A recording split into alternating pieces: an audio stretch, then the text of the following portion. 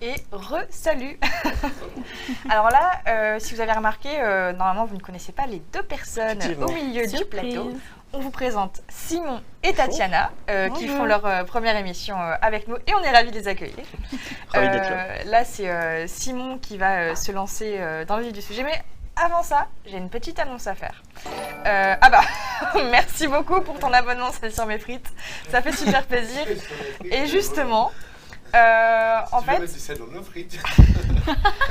ce soir, on voulait vous faire une petite annonce, enfin une grosse annonce en fait, parce que on vous annonce déjà la saison 2 de d'Office. Voilà, il y aura une deuxième saison l'année prochaine à partir de septembre à peu près, on n'a pas encore les dates, mais en tout cas, c'est dans nos ambitions.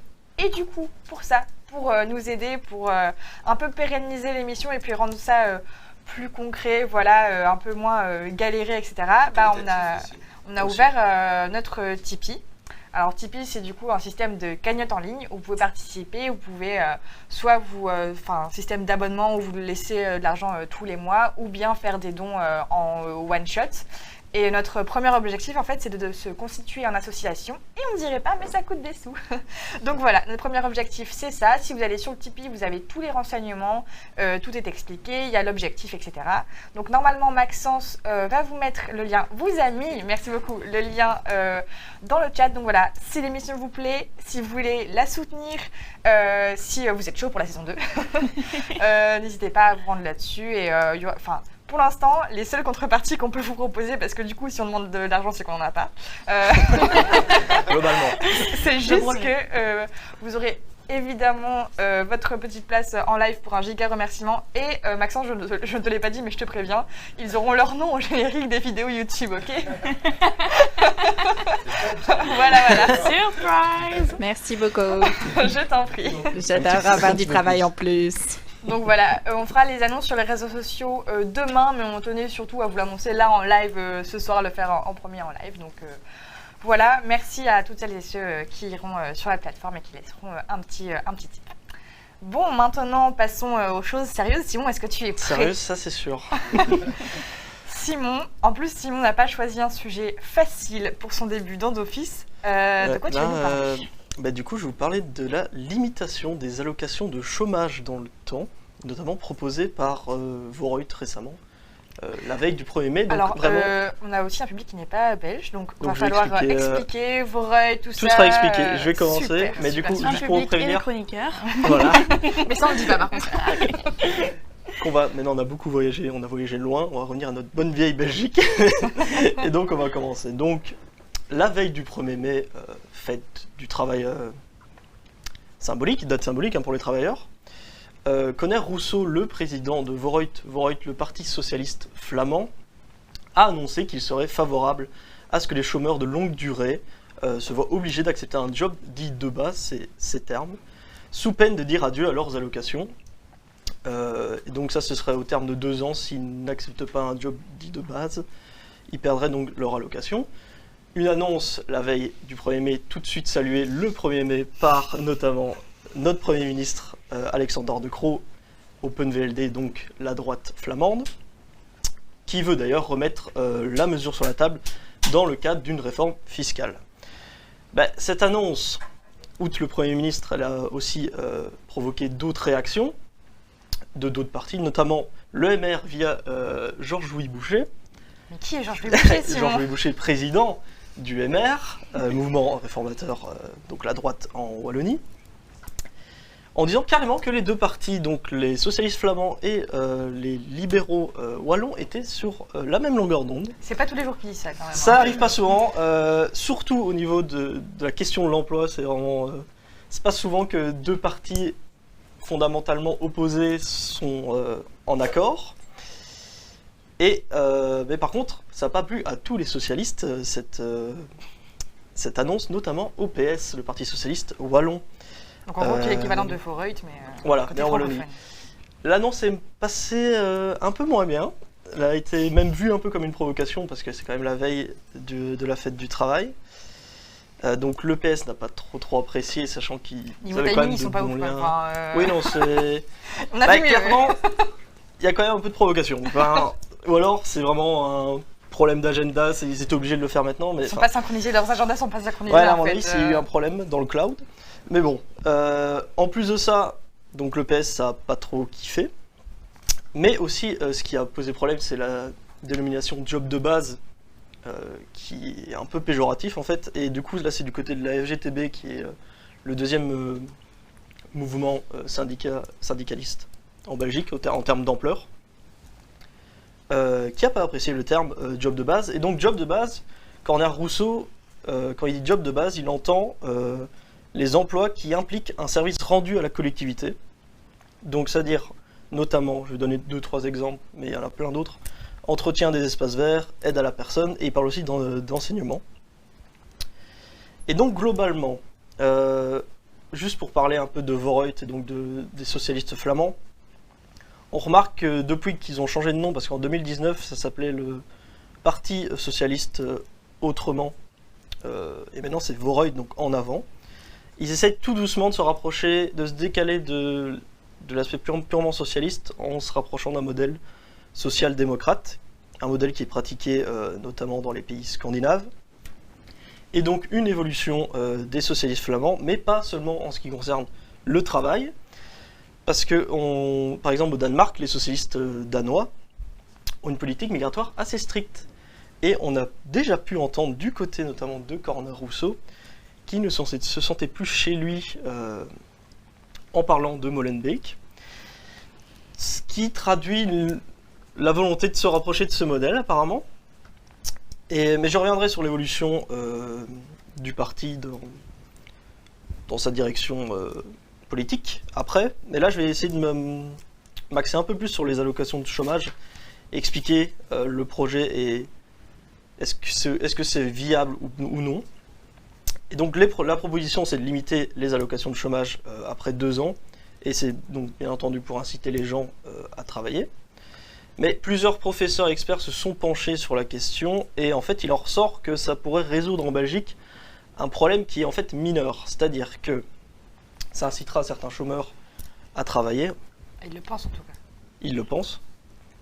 Mais en Belgique, le problème, c'est pas tellement le taux de chômage, c'est plus le rapport au taux d'inactivité. Donc je vais essayer de définir concrètement un petit les peu deux. d'économie, un petit cours d'économie avec Simon. Je vais essayer d'être quand même assez simple. Qu'est-ce que Le taux de chômage, il faut savoir, donc c'est le pourcentage de chômeurs dans la population active.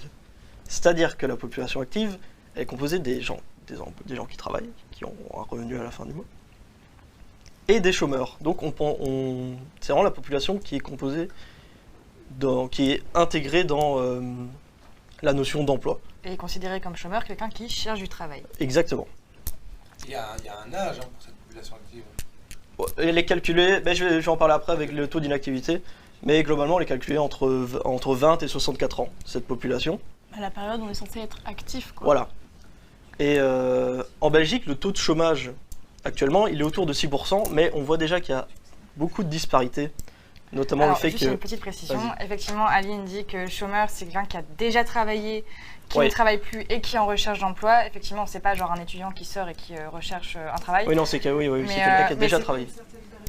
Oui, mais en fait, j'ai précisé ça parce que c'est pas quelqu'un qui est sorti du marché de l'emploi et qui ne cherche pas d'emploi. La recherche d'emploi, c'est une condition sine qua non, mais évidemment, celle-ci aussi. Voilà, petite précision, désolée. Bien fait. Il faut préciser pour bien comprendre, parce que c'est compliqué. C'est pas si facile. Donc le taux de chômage en Flandre, il est de 3,2%. Tu m'as dit que de te dire quand il restait 5 minutes. Ok. Voilà. Bref, il y a beaucoup de disparités. En Flandre, le pourcentage, il est de 3,2. Et, non mais prends ton temps, Simon, ça ira. Tout va bien, ça va bien se passer. Tout va bien. Et en Wallonie, il est de 8,4. Donc il y a quand même une grosse disparité. Ouais. Taux d'inactivité, c'est le pourcentage de la population totale qui ne sont ni en recherche d'emploi, ni au chômage. Donc pas éligibles au chômage, c'est-à-dire qu'ils n'ont jamais travaillé. Et ils prennent la tranche d'âge 20-64 ans. Et ce taux-là, en Belgique, il est de 24%. C'est quand même assez énorme au niveau de l'Union Européenne, on est 24e sur 27 sur ce taux, ce qui est quand même... Voilà. Et c'est fort différent de notre classement sur le taux de chômage où on est 10e. Donc le problème, c'est vraiment cette inactivité.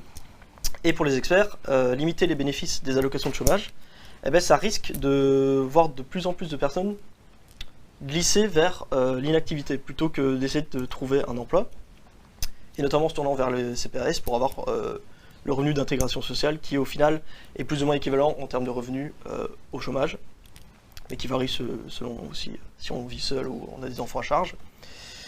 Mais la grande différence, c'est que les personnes qui vont glisser vers le CPAS disparaîtront du radar au niveau politique. Et ça change Et ça tout. les arrange. Parce que, effectivement, le problème va uniquement en fait, se déplacer. Effectivement, le taux de chômage va baisser dans les chiffres, parce que les gens vont se déplacer vers le taux d'inactivité qui va en fait augmenter. Et justement, ça va surtout impacter notamment la Wallonie et Bruxelles, où le taux de chômage est plus important, et où les gens vont plus avoir tendance à passer vers l'inactivité, qu'en Flandre, où en fait, cette proposition, elle serait viable, on va dire, en Flandre, pardon. En France, c'est encore un autre débat. Oui, mais la France, voilà. C'est En ça. Flandre, c'est viable parce que leur taux de chômage est assez bas et effectivement, ça inciterait pas mal de personnes à travailler plutôt que. Et donc leur but, c'est vraiment de se dire, voilà, on va faire ce truc-là pour qu'on puisse dire, On a baissé le chômage, exactement. Il y a Alors qu'il y a plus d'inactivité. Elisa dans le chat qui dit les CPS qui se sont déjà débordés pour Exactement. octroyer des aides. En somme, super idée. Oui, voilà. Donc c'est Big déplacer le brain. problème, c'est. Venant d'un socialiste, c'est quand même François, faut t'arrêter C'est qu'il y a ça. François qui dit ton micro. mon micro. Mais Même quand il est pas là. donc ouais, le problème il se déplace et en fait c'est. Après le politique va se féliciter d'avoir baissé le taux de chômage. Oui, mais en soi, Mais, c'est la réplique à chapeauret, quoi. On les met sous le tapis comme ça, en fin de tapis, on fait hop, ils n'existent plus, mais Ouais, c'est ça. Et le tu truc c'est déplaces que le vraiment problème sur un autre. Tu refiles la patate chaude à Exactement. l'électorat suivant, enfin aux élus suivants. Et le problème de cette question, cette limitation qui serait plus efficace en Flandre, tout ce qui est sécurité sociale est géré au niveau fédéral. Donc, si c'est géré au niveau fédéral, les décisions prises sont appliquées à toute la Belgique et ça ne peut pas être appliqué seulement à la Flandre. Donc, Et justement, il y avait cette décision, enfin cette réforme qui avait été faite il y a 10 ans de Diropos, qui avait justement mis en place cette dégressivité. Et il y a eu un rapport, l'étude de l'ONEM, qui a prouvé qu'en 10 ans, ça n'avait pas changé le taux d'emploi en Belgique. ouais, voilà. Et donc, ça prouve bien que ça ne sert à rien de changer cette dégressivité. Donc dégressivité pour Oui, pour expliquer. c'est la diminution au fur et à mesure. Voilà, les années. En fait, quand tu tombes dans le chômage, tu as plus d'argent, mais cet argent baisse Au fur et à chaque mesure année. diminue. Voilà. Et peut-être pour conclure le sujet, pour terminer, je vais te lancer un gros truc là. Tu nous expliquais en réunion que ça pouvait être vraiment sujet de discorde pour les prochaines élections qui ici ont lieu l'année prochaine. On le Oui, rappelle. on est plus ou moins à un an des élections législatives en Belgique. La campagne commence, quoi. La campagne va commencer. Corner Rousseau et Voreut sort quand même une énormité. Enfin, c'est quand même important ce qu'ils c'est disent. un gros dossier, C'est vraiment un déplacement politique quand même. C'est pas dit au hasard. Personnellement, je pense pas. Vu le grand baromètre, donc c'est un sondage qui On a déjà fait un sujet sur le grand baromètre voilà. ici en plateau. Hein, donc parle si des jamais ça intentions vous intéresse. qui parle des intentions de vote en Belgique.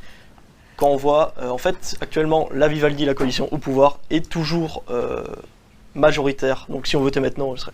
Enfin, c'est fictif, mais si on votait maintenant, elle serait majoritaire. Et bien en fait, si on regarde de plus près, le seul parti dans cette coalition qui prend plus de sièges, qui gagne des voix, c'est Voreut. Et pour à mon avis, ils vont continuer dans cette ligne-là, à essayer aussi de rattraper un nouvel électorat flamand, qui est quand même assez de droite, et en fait, même majoritairement du coup d'extrême droite, quand on regarde les sondages aussi. C'est pas pour rien qu'il y a Alexander De Croo qui accepte et qui est en accord avec cette Oui, voilà. de Donc, proposition. C'est vraiment pour attirer l'électorat de droite. Mais ça va peut-être poser problème dans un an, parce qu'il va falloir faire peut-être une coalition, et est-ce que le PS, Parti Socialiste en Wallonie, va accepter faire une coalition en sachant qu'il y a potentiellement cette limitation des allocations de chômage sur la table? C'est pas sûr. Ça, on le verra bien, et peut-être que dans un an, tu nous feras une chronique sur le sujet. Peut-être. On regardera dans un an débriefer de ce problème. Suis ça de près en tout cas. Et merci François d'être toujours présent même dans le chat pour régler les petits soucis techniques, toujours là. Merci beaucoup Simon pour avoir fait Pas ce de sujet, souci. pour t'être vraiment collé à ce sujet parce que c'était pas évident, surtout pour une On a première. essayé d'être assez clair. Et bravo. C'était le principal.